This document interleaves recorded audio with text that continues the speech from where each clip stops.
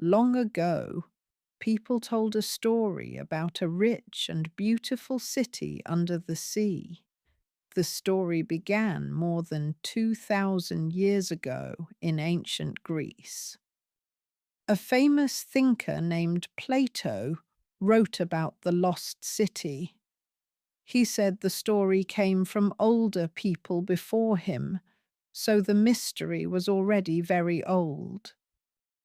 Plato wrote that the city stood on a great island. The island was far away, beyond a narrow place between two lands. Some readers later connected this place with Gibraltar. Today, many people think this narrow place may mean the area between Europe and Africa, but no one knows for sure. This location is only a guess. In Plato's story, the island was large and powerful. Its people had ships, roads, bridges, gardens, temples, and busy markets. The island was full of trade and travel. The city had rings of land and water around its center. Boats could move through canals from the sea to the city. This design made it special and easy to remember. The people were very rich. They had gold, silver, and many things from the sea. Their island seemed like a perfect place. For a time, everything looked successful. But the story became darker.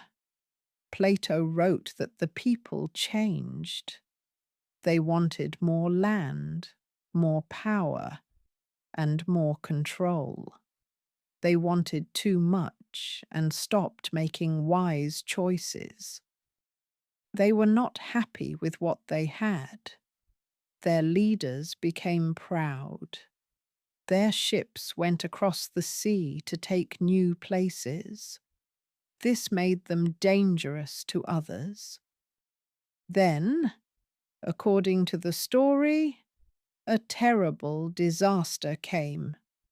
The ground moved, the sea rose, and the island could not survive. Plato wrote that the city disappeared in one day and one night. The great island went under the water. For many years, people read Plato's words and asked the same question. Was this city a real place or only a lesson? Some people think Plato created the story to teach a lesson. A rich country can fall when it becomes too proud. In this view, the city is a warning. Other people think the story may have a real beginning. Maybe Plato heard about an island or town destroyed by nature. The world has seen many real disasters. Earthquakes, volcanoes, and great waves can change a coast very quickly.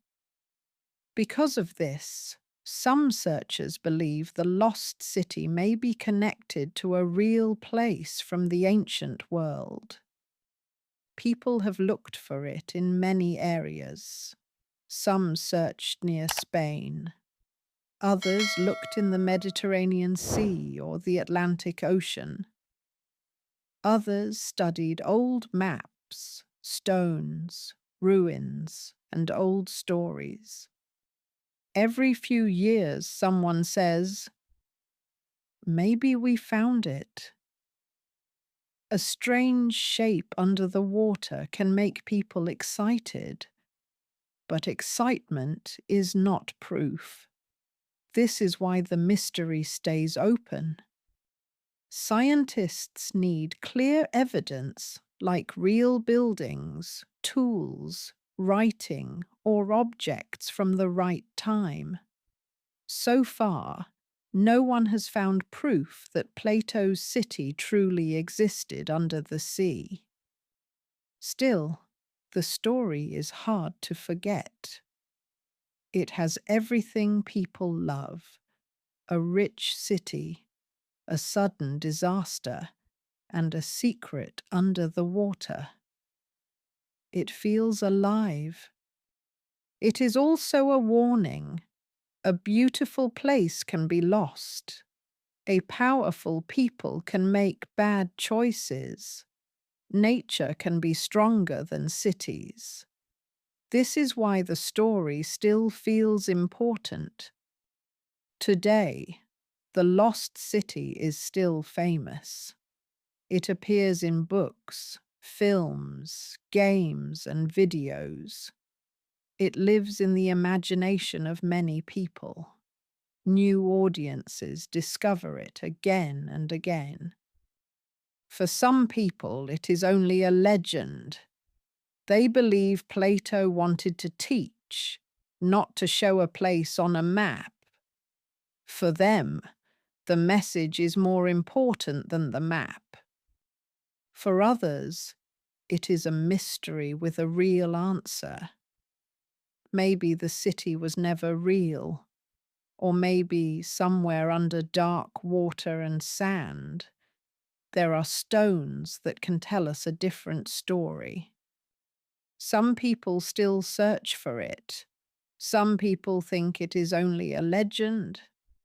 But who knows which side has the truth after so many years?